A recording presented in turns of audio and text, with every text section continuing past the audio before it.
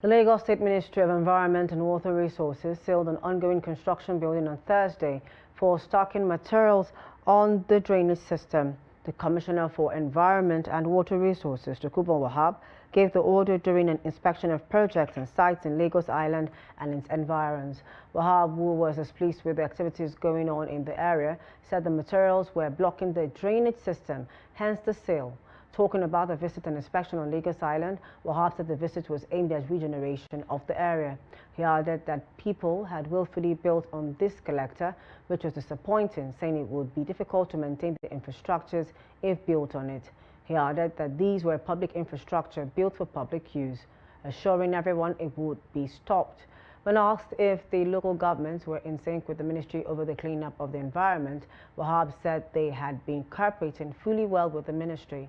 Wahab added that the state would continue to advocate and enforce the law to ensure a clean environment.